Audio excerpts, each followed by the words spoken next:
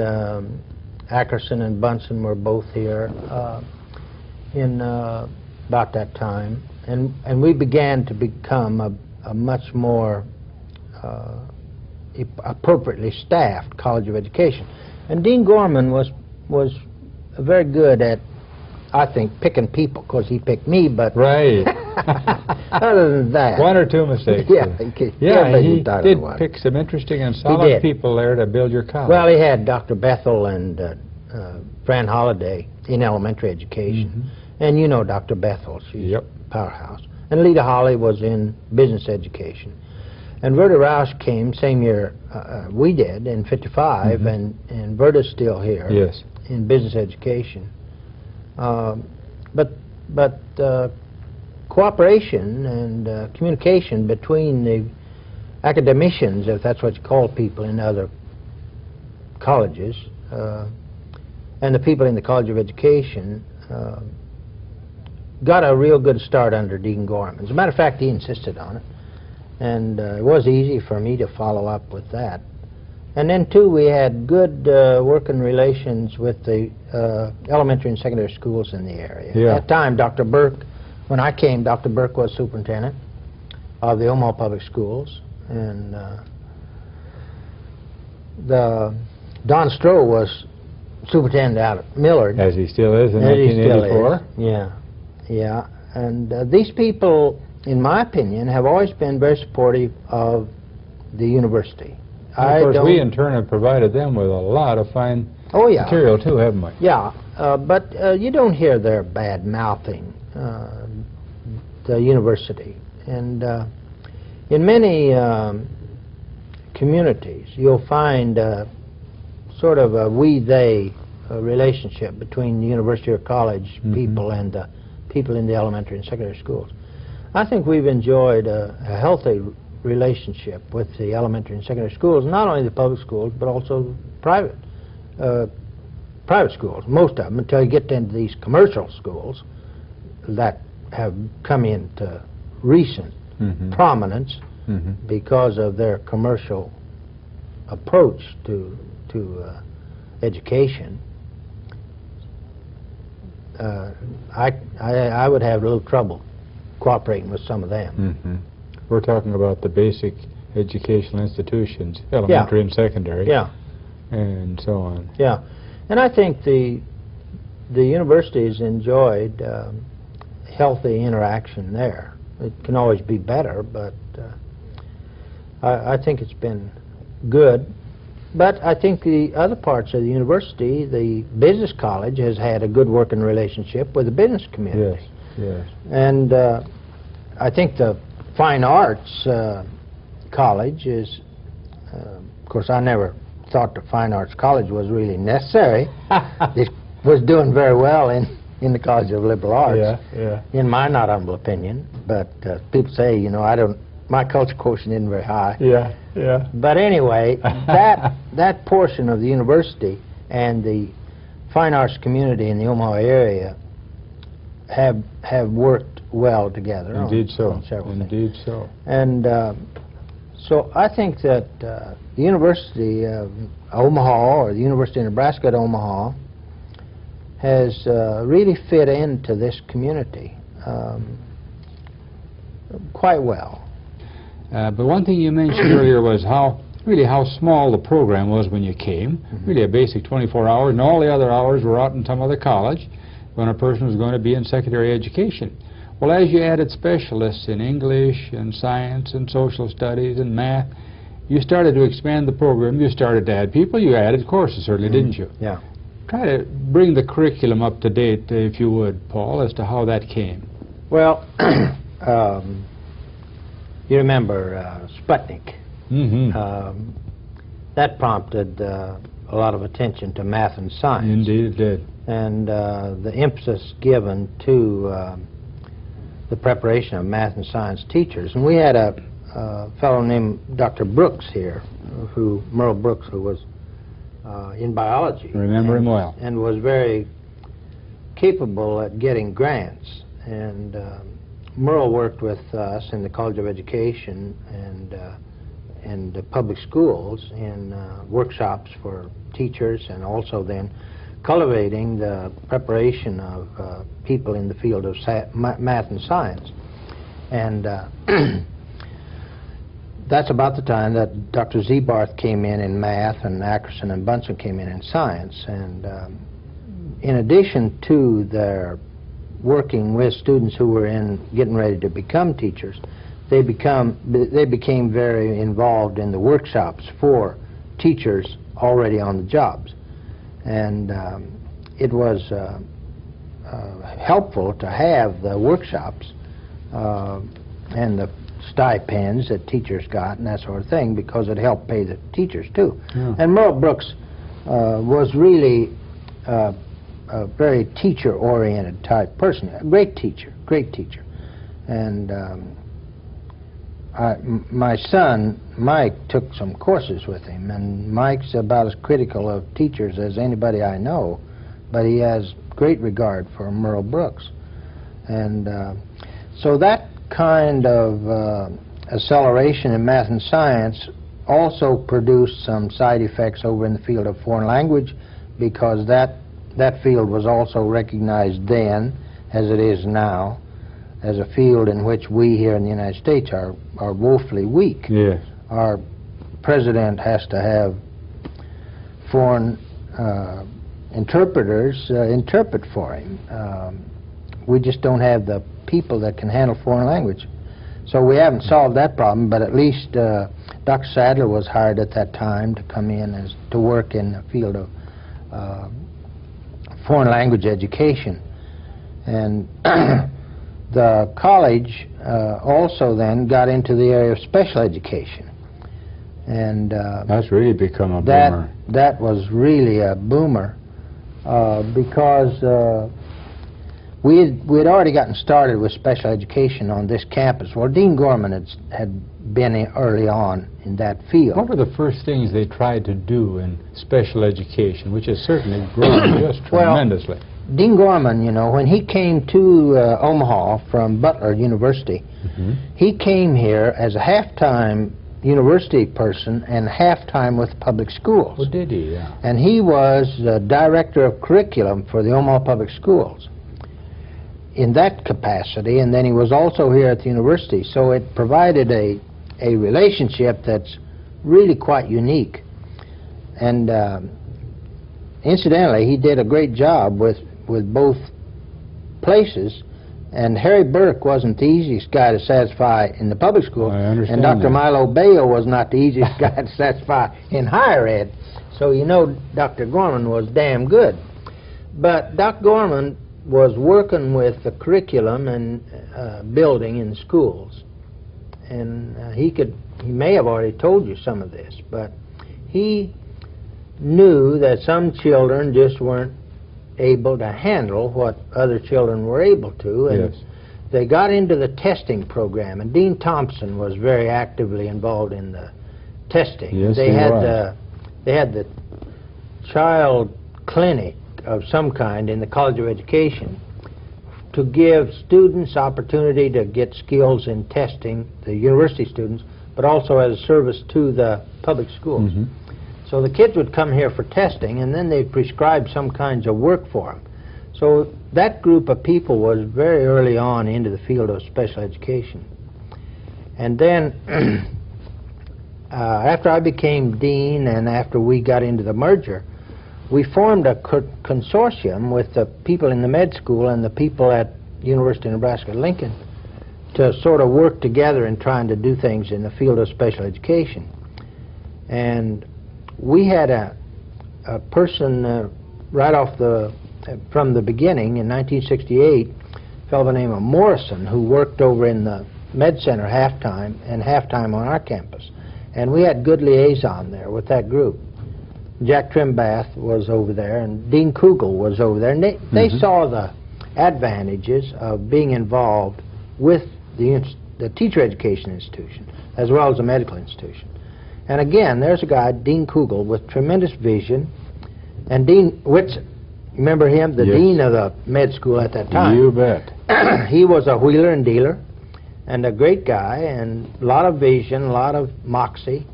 and a lot of influence. Great on getting government grants. And did that well also. So there was a combination of several things that worked there for a while to get special education off to a very good start. And this was really before all the time of federal support. Oh yeah, yeah. That was before then. We hadn't really gotten into the federal support for special at that time.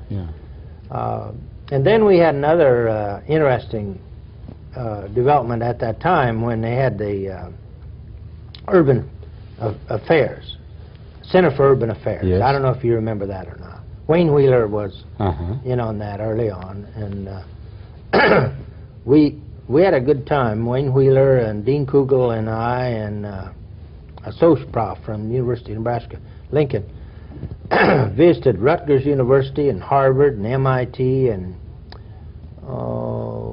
Boston College to see what a Center for Urban Affairs should be, because we saw that at that time, you remember, in the middle 60s, the urban centers were coming in for some difficult times because for different reasons.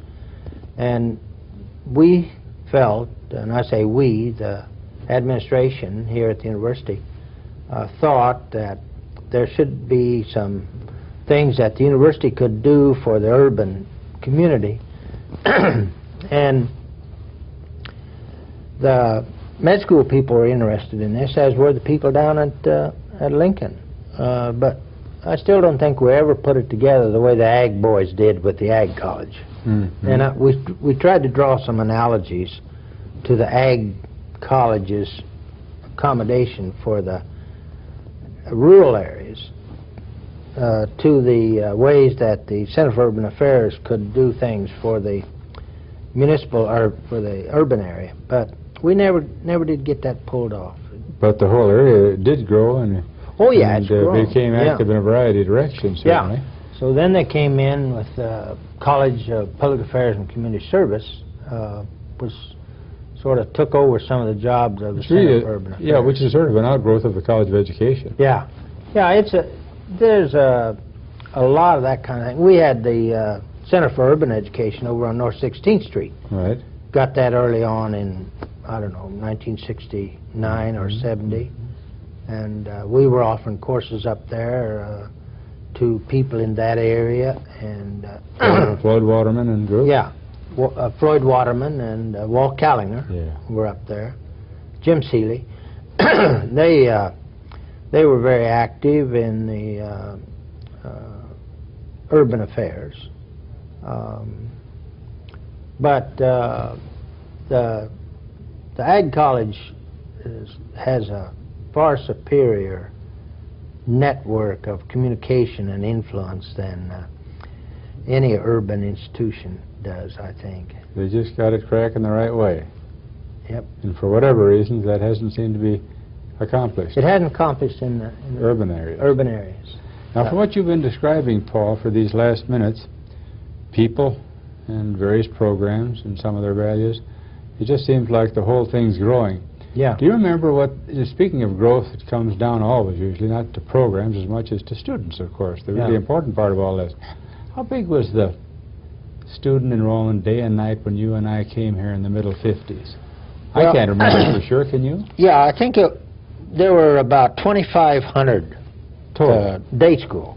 Day school, and then there were about 4,000 are part-time students. So most of the students were part-time. Oh, yeah. Yeah. Yeah. And I think, that's been a typical pattern. But 6,000 to 7,000 all told were part and full. About 5,000, somewhere around there. Closer to 5,000, probably, Paul. It seemed to me, I was looking through my 1955-56 Tomahawk. And in there, it seemed to me that I read that 2,500 students enrolled in the fall of '55, full-time students. Yes. And so it was not a very big institution. But I remember we enrolled in the field house, and the dirt floor, and the wind was blowing as hotter than 7 shades of Hades, and no air conditioning. It's one of the few buildings that you cleaned your feet when you left it, right? That's for sure. But when we came, maybe it was just the whole pattern of activity, but it didn't seem small. No. Because the facilities we had pretty much fit that kind of an enrollment, didn't it? Yeah. In fact, it might have been kind of empty here during the war years, but 2,500 day students in the night, we kept this place going in a very efficient manner in terms of space utilization, didn't we? Oh, yeah. Dr. Bale was a master. Of course, he channeled all the room utilization and the student utilization of spaces, and he knew where everybody was all times of the day. Great on turning lights out. Made phone calls to make damn sure you were there. Keep your overshoes out of the filing cabinet. No, he kept tabs on what's going on. Yeah, but you know, there was a factor there of at least an awareness on everybody's part that the administration was interested in what they were doing.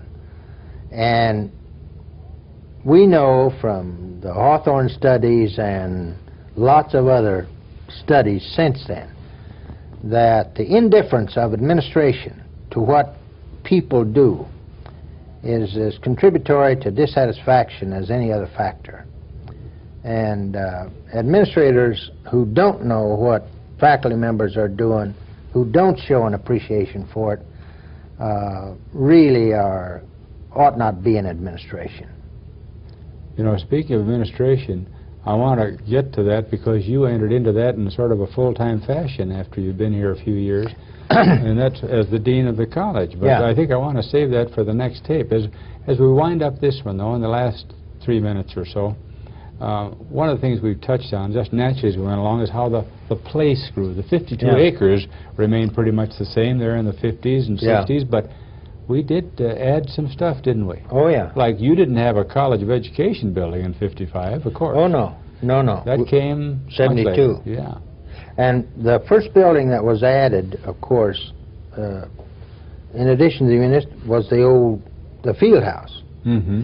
And then, after I came, in that year, 55, 56, was when Mr. Epley gave the money for the library. Right, the money. And that was a beautiful story because Dr. Bale, I remember, told us that story at a faculty meeting, how he got a phone call from Mr. Epley who said he'd like to come out and look at the building. I don't know, have you heard that story? I think it's well you tell it. Well, Dr. Bale said he got this phone call from Mr. Epley who said he'd like to come out and look at the library. And Dr. Bale said, well, you do that, I'll have somebody show you around. And Mr. Epley said, I figured on your showing me around. And so Dr. Bale was sensitive enough to say, okay, I'll be glad to do so. So when Mr. Epley came out and Dr. Bale showed him all around, and Mr. Epley said, I think I'd like to pay for this building. And Dr. Bale said he just about fainted. But he said, there's one thing that I'd like to have done, and that's have my name over the entrance. And Dr. Bale said, well, I think that can be arranged. If you pay, I don't know, what was $1 million? There's a lot of money in those days. There'd be a lot of money today. Honking a lot of money. Yeah. Dr. Bale said he thought that could be arranged. So I remember we carried the books over. You remember that parade? That was a parade of books, wasn't it? From the library, it was here in the administration building, on about 2 floors in a very confined area, wasn't it? Honk, yes. Yeah, it was really, that was a major addition and change, thanks to the goodwill of Mr. Epley, wasn't it? Yep. And then, while we're talking about libraries, there's no boy that ought to get credit, and that's Stan Trickett. Now, when I came here, Dr. Payne, head of the philosophy department, was chairman of the library committee. And after he retired, Stan Trickett took over. Stan was the head of the history department. But Stan moved the library committee from just another faculty committee to a very influential group of people. And I think, frankly, Stan Trickett did more to develop this idea of the importance of resources more than anybody else on the faculty or in the administration. And who would argue with the libraries not being the key and center in many ways of our university community? But you can always get by without buying library books, you know. But Stan didn't let people get by. No. He increased that library budget just very rapidly. Yeah, why did you accept being a dean? Well, it was a pleasant happening, frankly. Joe Dunn was faculty member that came in 1955, same year I did. And Joe was sort of a promoter of the idea that I should be the dean when Dr. Gorman retired from the dean's job. Mm-hmm. And Joe was influential enough with the faculty to convince them that I should become the dean. And so he, with some of the other faculty members, promoted that idea and took it to Kirk Naylor, who was president at that time, and suggested that I become the dean upon Dean Gorman's retirement. So Dr. Naylor presented that to the Board of Regents at that time, which was the governing body of the University of Omaha, and they bought it, and so I became the dean. And I can't remember ever getting a dean without a big search committee. Well, Hardly. there have been many changes since 1967. Yeah. So that was a comfortable in-house change of roles. Yeah, I was very comfortable. Dr. Bethel was the chairman of the elementary education department at that time, and I think one of the concerns she had was that I had not had as much experience in the elementary grades as I'd had in the secondary. Mm-hmm. But Dr. Bethel was willing to overlook that because she knew I wasn't going to dink with her elementary ed program. She had that going very well. Don't mess with a running machine. That's right. If it ain't broke, don't fix it. Yeah. And she knew I wasn't going to bother her programs. And I think same thing was true in special education. And at that time, in physical education, we were casting about a bit, you know, for the chairman of the department. Russ Gorman had left us, mm-hmm. and so we had some problems there. But as I said before, Pearl Parsons practically, you know, ran the college as far as a lot of the administrative things. That she didn't have to go to the meetings, which I did. I detested those things. You go to dean's meetings, we had a lonesome provost here, you know, who used to call meetings just to have somebody to talk to. And then we had another one that loved to talk if he had an audience. And so both resulted in lots of meetings. Oh, how about your relationships with the public schools? Did they continue well? And you enjoy that part of it with I Paul enjoyed Miller that. and all these people? Yeah, Harry Burke, and then Owen Knutson came in for a little while, and Paul Miller, and then Owen again. Mm-hmm.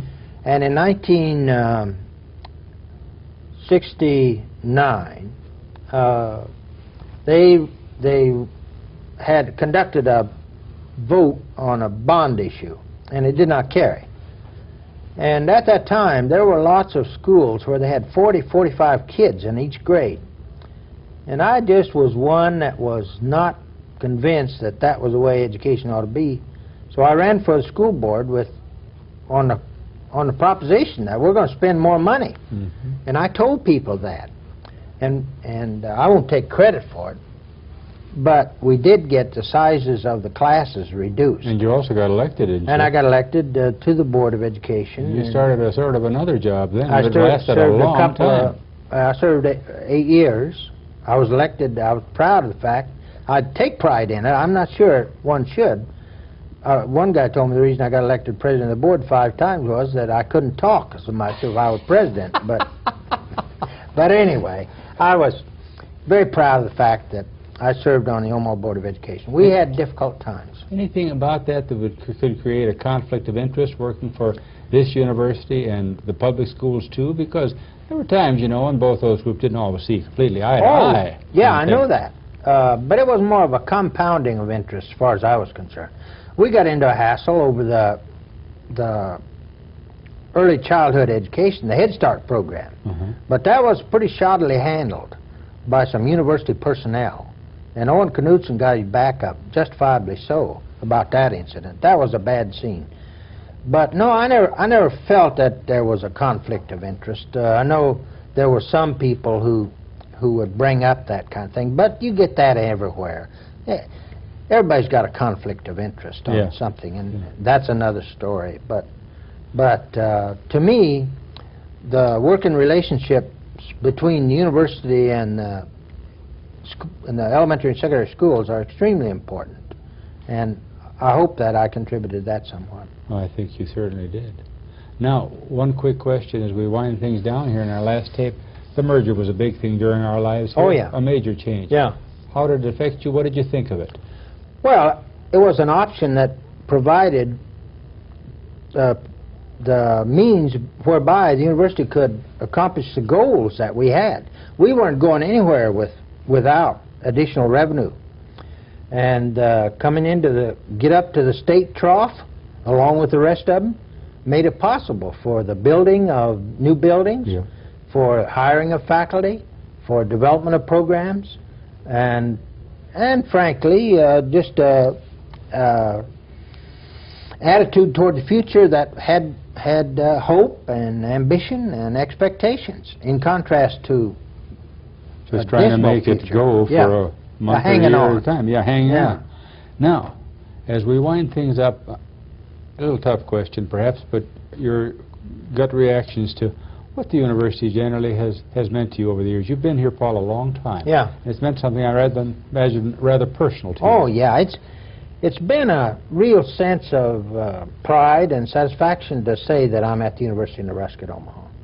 I had several chances for other jobs, and I was offered a dean's job in Ohio, and my wife said, "Good, you go on, I'm staying here." And yeah, that lost its attraction. The state commissioner job came up at one time when I could have had it if all I'd had to have said was, "Yes, I'll take it."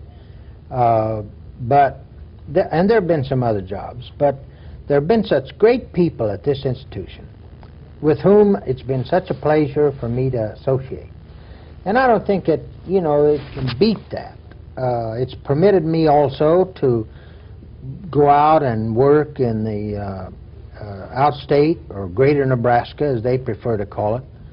I work with school board associations, with administrators, with teachers, and I love this community. I think Omaha is a great city, and Nebraska, there is no place like it. Mm-hmm.